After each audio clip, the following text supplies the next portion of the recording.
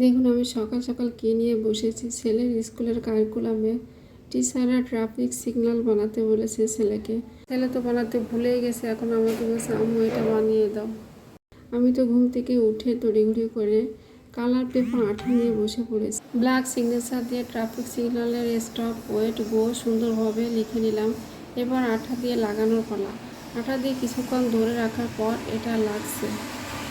অন্যদিকে সকালের নাস্তা, ছেলের স্কুলের টিফিন। আমি তো ট্রাফিক সিগন্যাল বানানোর ফাঁকে ফাঁকে নাস্তা টিফিন রেডি করছি। ছেলে আবার বায়না ধরেছে চিকেন পুরি খাবে। আমি চালের গুঁড়া, সামান্য ময়দা, লবণ, দুধ দিয়ে গুলিয়ে নিয়েছি। অন্যদিকে পুরের জন্য চিকেন কুচি, লবণ, পেঁয়াজ, সামান্য গুঁড়া মশলা দিয়ে পুরটা রেডি করেছি। একটি ডিম ফেটিয়ে নিয়েছিলাম। আমি চাচ্ছিলাম একটি খাবারে সবগুলো পুষ্টির উপাদান থাকবে, ডিম, দুধ, চিকেন, সবজি, কিন্তু সবজিটা সময়ের অভাবে বাদ পড়েছে। যাই হোক, ট্রাফিক সিগন্যাল প্লাস স্কুলের টিফিন কেমন হয়েছে জানাতে ভুলবেন না কিন্তু।